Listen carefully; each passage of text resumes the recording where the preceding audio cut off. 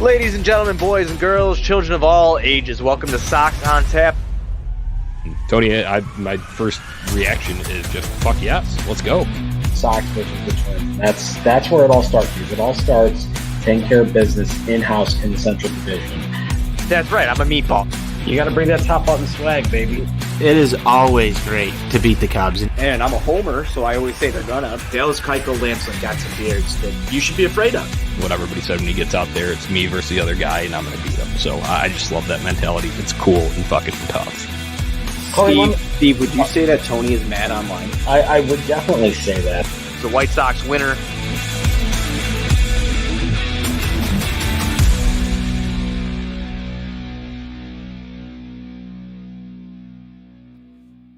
Ladies and gentlemen, boys and girls, children of all ages, welcome to Sox On Tap. I'm your boy Buzz. I'm joined by my dude, Jonnie, and we are here to recap the White Sox 2-1 series win over the Minnesota Twins. Before we do that, be sure you're look at that, messing up already. Be sure you're going on tapsportsnet.com for all Chicago sports literature and podcasting needs. Following us on Twitter at Sox On Tap, at On Tap Sportsnet. Following Jonnie at Nani Johnny, and following me at Buzz On Tap. Anywhere you can listen to podcasts, you can listen to us 5-star rating and review because that's cool and tough. And if you're down by the ballpark, stop by Grandstand. Get yourself some awesome White Sox gear. If you can't get there, go to grandstandsox.com, order whatever you need, and check them out on socials at Grandstand Sox. Jonnie, we take the win.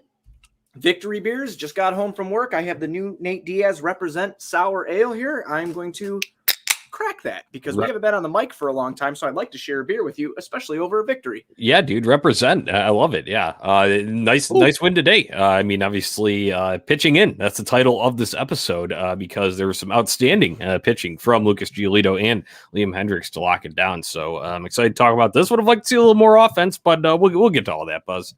Yeah, absolutely. No, Giolito came out and he pitched a good game.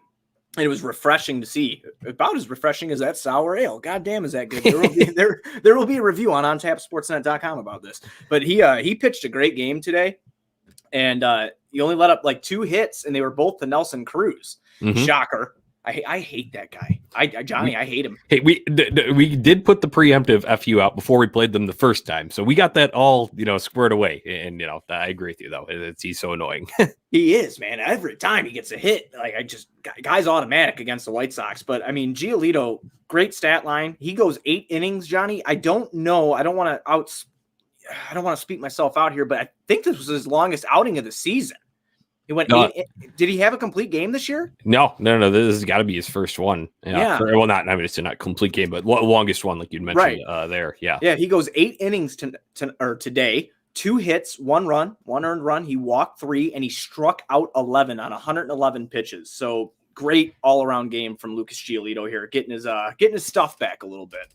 Yeah, dude. And I think, beyond that, obviously the stat line itself, great to see the strikeouts back up. And that was a product of, the changeup really working well and moving off and being very deceptive for hitters there. Even threw in a nice couple sliders into the mix. So you got some of the guys early in there with just a kind of real one that would dive into the dirt on them. And they, before, as they were mid swing, they realized it was going to be a ball, but it was already too late at that point. But other than that, beyond that, 17 swings and misses overall for Giolito today, added 46.6% win probability. That is cool and tough, Buzz.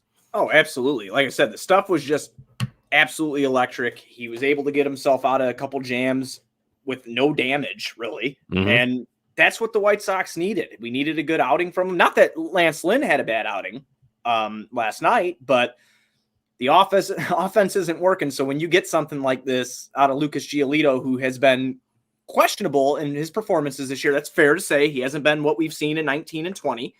When you get a performance like this, you have to pick them up. And fortunately enough, we were able to do that.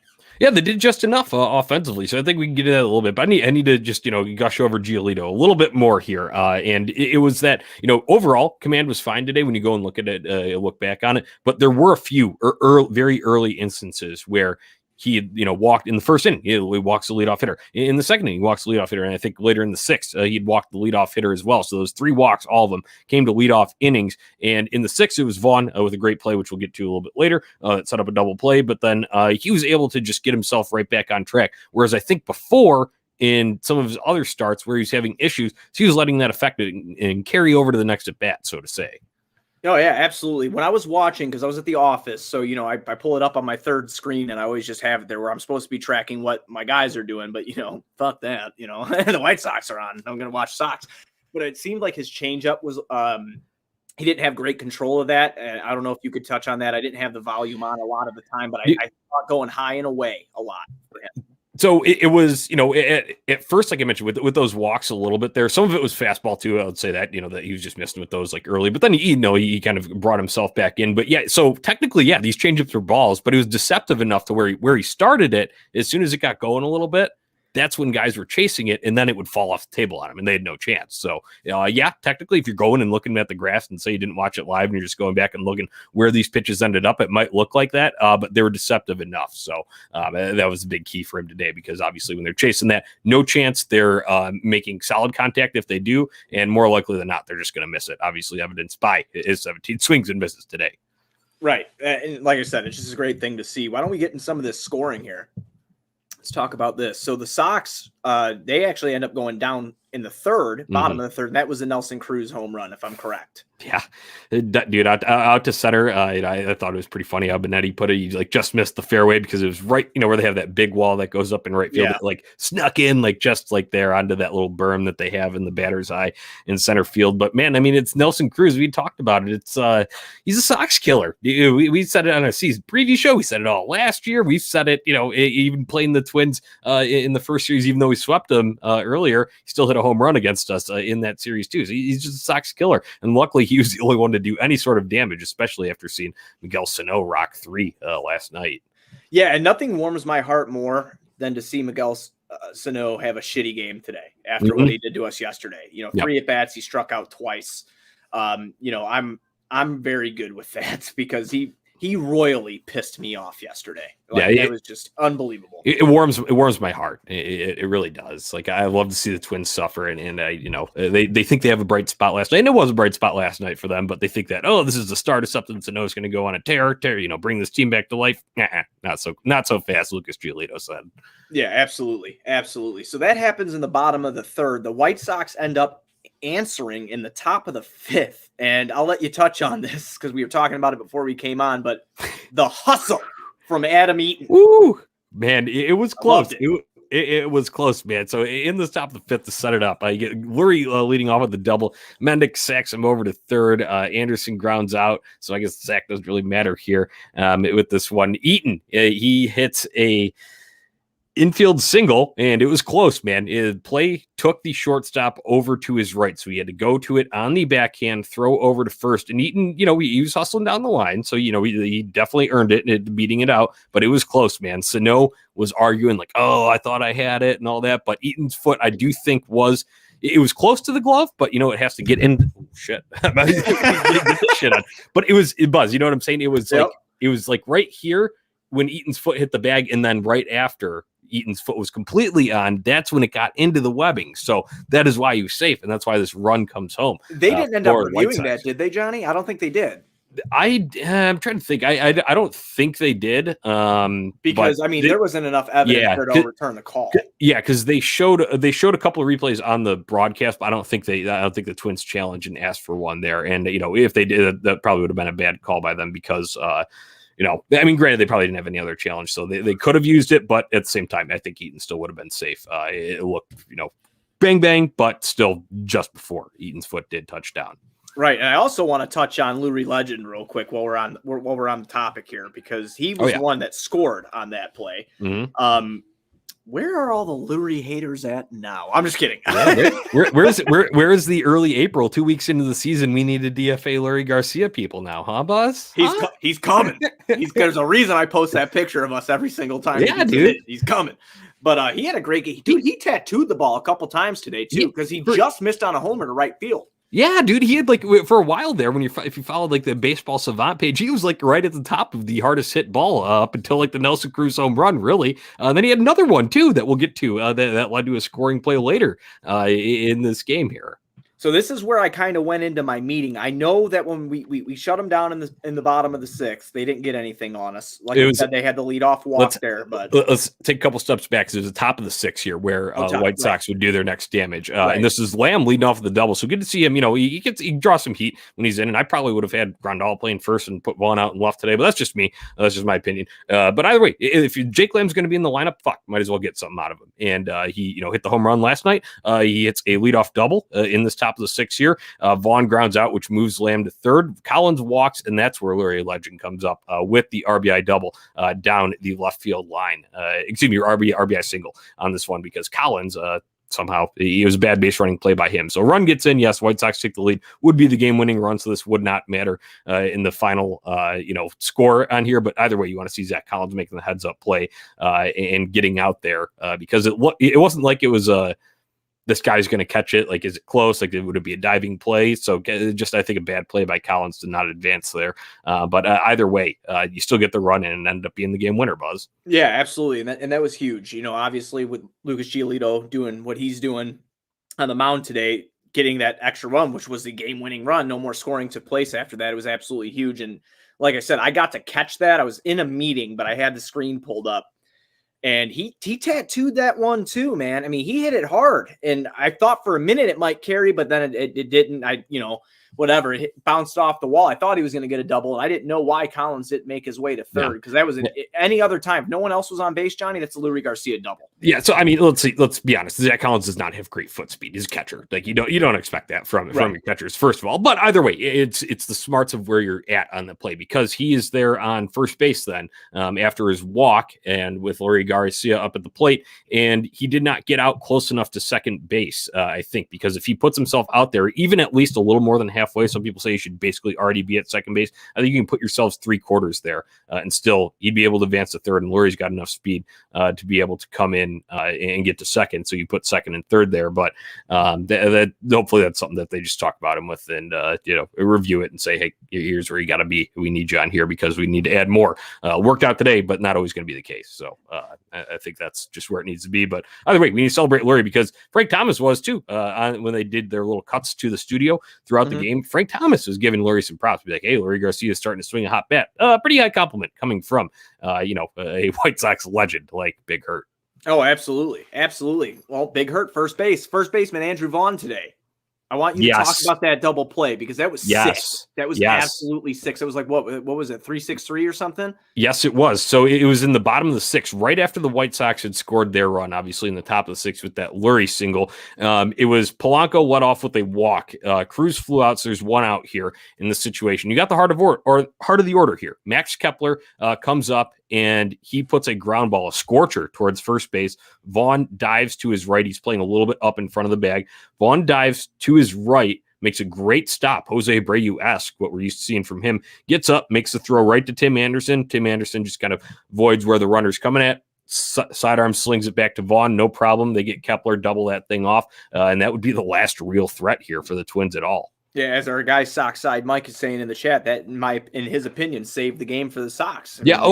Even if they don't score on that play specifically, say it's just a single and that moves runners up there, putting yourself in a much more high pressure spot, high leverage spot, and you're just giving the Twins some life and basically letting someone else and then Nelson Cruz get a hit in this game. So just great all around effort by Vaughn and nice by Giolito to be able to induce these types of ground balls, even if they are a little hard hit. What's Hawk used to say? We got a man there. Absolutely. So after that, like you said, it was kind of quiet getting up. Giolito kept doing his thing through the eighth. The ninth comes up. Crickets from the Sox offensively for the most part there. Liam Hendricks. Him and Giolito having it going in the same game, Johnny. Absolutely mind-blowing. Good luck. Good luck. Yes. Good luck, because he came in and he's already a pretty hyped guy, whether or not he performed. You could see it in his demeanor. You saw it in his days in Oakland, whatever. He was hyped to be out on that mound today to get this save. And that's exactly what he did. And it was absolutely, his slider was working. His fastball had command, control over it. He strikes out two, and the other out, I think it was a pop-up. He had his shit working, and that is the guy that the Sox paid $54 million to come and close out a game. And he did it awesomely. Buzz, I love that you say that that comment that is the guy that you paid that kind of money to. What you just said there is exactly what our friend of the show, Andrew Kinsler, texted me during the game when we were seeing those wipeout sliders. Just because the movement was, some guy it's for every pitcher. Some days your stuff just is better than on other days. Sometimes you just have it a little bit more. And Liam Hendriks certainly had it today because that slider was, like they call it, slider. Yeah, no, that was just dropping off the table. Like it almost had and I know it is still a slider. It almost had the combination of like a curveball, like straight, like 12-6 drop, along with the, a little bit more diagonal cut that a slider has. And it was just nasty. 2 strikeouts, that 1 fly out to left field, shuts the door, no problem. I love when nobody gets on base because we've seen a couple times, and not that, Liam Hendriks is faltered in all of these, but when a guy gets on in the last inning, it's especially in a 1-run game, it's, oh my God, like, the blood pressure just spikes. And I'm glad we didn't have to do that. Didn't have to deal with that today. It's like, here we go again, but I do recommend that anybody that's listening to this that doesn't already, go follow Pitching Ninja, Rob Friedman, because I want to see, I'm hoping he put something out on these pitches that Liam Hendriks had today, because they were fired. Yeah, I know the Giolito ones were up, Buzz. There's a couple of just sequence of disgusting changeups in a row that he did to strike out multiple hitters within the, I believe, 7th and 8th innings. To really just silence the Twins towards the end of this one. But at the time of recording, I did not see any pitches from Hendriks on Pitching Ninja, but I did see the strut. He did the Conor McGregor strut afterward. Yeah. It was great. I love so it. He put it side by side with Bauer when he did his too. So it was pretty funny. I got a good chuckle out of that. That's the shit that I love is the, as the kids say, the swagger that's on this team and the confidence and the fun that these guys have together when they're winning baseball games. And look, Johnny, they're like, what are they, 11.5 up over Minnesota, who is considered their biggest threat in the division? Yeah. I mean, Cleveland, we'll say Cleveland. I mean, I hate Cleveland. No one goes on vacation there, but they're there. They're not far away. They're not far away, but Minnesota was the team that was picked to win this division by a lot of people. And season's not near over, not even close, but this is quite the cushion to have. Oh, it's beautiful, Buzz, because when you go and look at some of their peripherals too, it does not look great for the Minnesota Twins. Their run differential at -32. That just tells you how, because their lineup is, granted, they've been banged up, so you can attribute some of the offensive struggles that they've had for that. But mainly it's been their pitching, especially bullpen early on. God, they had horrendous, some of the worst in the league. And I have to go and look at overall ranks and certain stats, but they still got to be sitting towards the bottom there. And then their starting pitching just isn't nearly as strong as the White Sox. So that's why you see a White Sox run differential up. We're +73, man. We're running that shit all across the league, not just in our division. But yeah, just we talked about it. Hey, first 6 times playing the Twins now out of the way. And obviously we're going to travel and play a couple different series. Have an interleague one with the Cardinals coming up. So we'll get a break from these Twins for a little bit. Taking 5 out of the first 6, put all the, I know there's still drama and stuff surrounding this team regarding all that. Take all that away and just say we won the first 5 of 6 against the Twins this year. I think all White Sox fans should be happy about that. Oh, absolutely. And as you were talking about the Twins' downfall, I'm making myself a little gif right now. You hate to see it, Johnny. You hate to see it. You hate it. But I'm so excited with how they've been performing. And, like you said, with the drama stuff, we really touched on that extensively last night, Tony and I. And it kind of overshadowed the shitty loss that we had. While we did touch in on the game, you couldn't help but talk about it. It's the elephant in the room. Yeah. Right. So it was very extensive, the conversations we had last night, Tony and I, on Sox on Tap. And coming out today, like you had said before we got on here, and I feel the same exact way. It's just like, dude, like Tony, I don't want Tony La Russa, that is, not Tony on Tap. I don't want that guy to get fired. Okay. Like, I'm not calling for anybody's job here. I've never really been that guy unless your name is Jim Boylan. I've never been that guy. He doubled down today a little bit. Yeah. And I don't know if he was joking, and if he's got a dry humor. Look, we like Letterkenny and Trailer Park Boys, which means we love dry humor. Like, that's what we love. Like, but I didn't detect it. And No. he kind of like doubled down when a reporter asked him about Lance Lynn's comments about the matter. And it was just like, God damn, dude, just shut up. He's in full old man get off my lawn mode. That's what's happening right now. And you just, dude, throw away the shovel. He's already dug himself deep in a hole. Like, dude, just put the shovel away. Like, stop. Just like, I want to get to a quote here, Buzz, because I brought it up to you before, but I just want to read this out. And imagine, this is from Joe McEwing. This came out from Scott Merkin. He probably, just as Joe McEwing probably saying it earlier, but by the time Scott Merkin got it out, it was right around first pitch today. Imagine, these are Joe McEwing's words, but if Tony La Russa had said this after the situation on Monday night, I think this would have resolved everything. You'd still have a little bit of maybe detraction among some fans and, maybe some media guys trying to prod more, but he could have said this and left it at this and say, we're leaving at this as a team. Here's this quote, Buzz.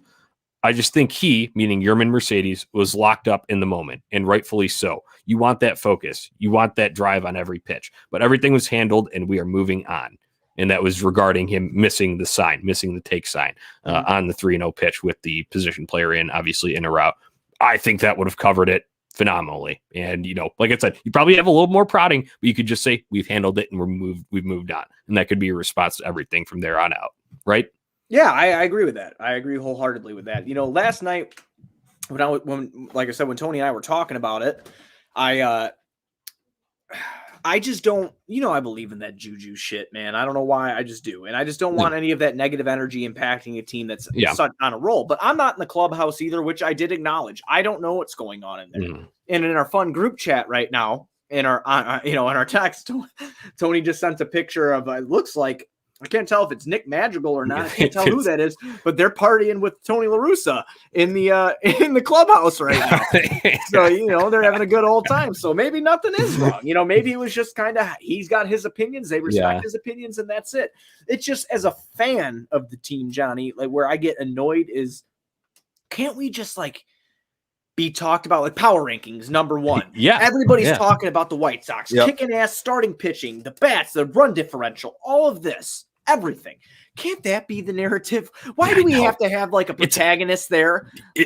Dude, I said before, that's so White Sox to a T, man. It seems like we just can't fucking escape it. And that's because we're the Chicago White Sox. It's just so frustrating. It's I want to talk about the good shit. I want to talk about oh my God, the years that we've been waiting, or we've said that. So White Sox are oh, this rebuild's going to suck. Something bad's going to happen.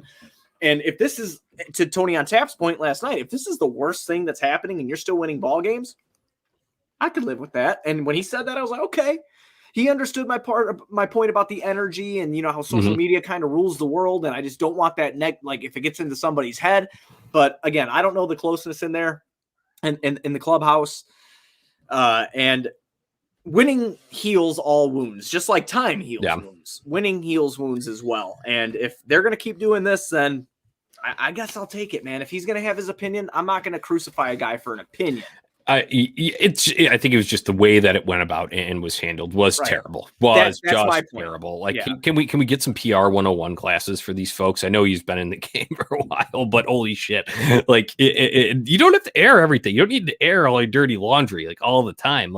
It could have just been a thing where they didn't even fucking acknowledge it. Or like I said, do the Joe McEwing route. I think that would have been a great quote to come from Tony La Russa to squash this thing. Like I said, probably have a few prodders, some questions, because that's the reporter's job. That's what they're, made to do. Right. That's what they'll do. But then you can always just respond in your own way. It's an internal matter. We've discussed it and we've moved on. And that's it. That would be the end of the story. And boom, win today would be the next storyline. And they're all dressed up as Yohan Moncada. That's what all these ridiculous flight suits are. I just, I wanted, like I said last night about Joe Girardi, I wanted him to take the Joe Girardi route. Don't ask me that, bro. Just don't. Did you see that? Yeah. He was like, just don't. I'm not going to answer your question. You want to ask me something baseball related? I'll answer your baseball related. That's what I wish I would have saw out of Tony La Russa. And that's why, a lot of my, I pop off. I shoot first. I ask questions later a lot of the time. I try not to do that, but I do that. Like I said, never called for the guy's job, but I was just like, dude, just like you said, shut up. Just shut up and let them do their thing and manage this team. Because as good as Tony La Russa has been as a manager in the past, and you can argue for this year as well, as where he has this ball club sitting right now and beating teams that he's supposed to beat, like Minnesota and Kansas City, that were at one time was leading the division. It's just, he hasn't been around for a while. The game's changed a bit. Just let them do their thing. Keep succeeding. You've been handed a team with so much talent on it with your two best players, arguably, not in, and then Jose Abreu missing the series. That should be the story in my mind. And I don't know if this thing was him deflecting, like a lot of people have said, like Kenwo had said that. There are a lot of other people said that too. I talked to White Sox Dave today for the first time in a while. I'm big White Sox Dave guy. He's a really good dude. And he was saying the clubhouse is good, man. I'm telling you, it's good. And I'm like, all right, okay, cool, man. I got to keep that in my mind because I just get in my head like, oh my God, it's Chicago, dude. Something's going to fucking happen. Well, and it's just public perception because not like you said, only the guys in that locker room are the ones there, the coaching staff, the training staff, the players themselves. So that's all you're going to get the real, and that you're never probably going to get the full on truth about what was said. If there was a meeting, if there was like this and that, but it just becomes public perception. Then you get segments on MLB Network about it, about unwritten rules, and they got to rehash this thing like they did during the whole Tatis thing last year. Remember that for the Grand Slam on the whatever? Same similar scenario on like pitch or something like that. Yeah. So and they just got to rehash that stuff, and now it's in a White Sox scope. So I just hate that. And whereas, like you said, all the publicity coming towards this team should be positive about how much ass they're kicking on the field because they are, and they continue to do so today. So I think we can wrap that up, just like Joe McEwing said. The White Sox have wrapped their thing up in house, and they can get on to the weekend series going out to the Bronx. Buzz. Absolutely. So on Friday, because the White Sox have an off day tomorrow, and shameless plug here, Johnny, got to throw it out. Tomorrow night, you will not be without On Tap content. Bulls On Tap will be going live at 7 p.m. Central to do an end of the season recap. Anybody that wants to join, this will be a different kind of show. Anybody that wants to join is more than welcome. Shoot me a DM on Twitter. I'll hit you up with the link. We're going to have a bunch of people come on and talk about what they saw this season and whatnot. And we're going to, discuss it as fans and what we want to see moving forward. So shameless plug. Moving into Friday, White Sox in New York. One of my favorites, Johnny, a 6:05 p.m. Central Time. You know me, I'm an old man and I can't stay up late anymore. It's White Sox happy hour. I love it. Yeah. It's just when my beers are flowing. I'm home from work, getting dinner ready, sit down to eat dinner. Got the White Sox on. Absolutely perfect. So it'll be Carlos Rodon against Jordan Montgomery. Rodon is coming in at 5-1. He suffered his first loss in his last start. He's at a 1.47 ERA, 36 2/3 innings pitched, 49 strikeouts to 12 walks. He's let up 2 long balls. Jordan Montgomery for the Yankees, 2-1, 4.75 ERA, 41 2/3 innings pitched. He's let up 37 hits. He struck out 41, walked 11, let up 6 long balls. He also is, if you do not know, a left-handed pitcher. Yes, sir. I can't wait. I feasting on lefties, and as long as they're not named Mike Minor this year, it's been it's been just like all of last season was, and just feasting on him. So I can't wait. I hope Timmy is the straw that stirs a drink there. I don't know if I'm going from pick to click. I think I need to think over a little bit more, but other important update regarding this could get Jose Abreu back in this mix too. Yeah. The latest update, and it's kind of lost in the whole circus of everything this morning with all the comments about the situation that espoused for Monday and Tuesday night. But Tony La Russa did provide a update of sorts, I guess you could call it, on Jose Abreu. And before it was that going into Monday's series when they said he was going to be out against the Twins, they had said that they expected him to be back for New York. Now it's hope that there is hope that he will be, ready to play Friday against the Yankees. So we'll keep an eye on that. There is, that latest update is up on untapsportsnet.com for more details about what the initial report was and up to the most recent one from TLR before the game today. So you get him back, and they're able to win 2 out of 3 without him here this week, but you get him back, man.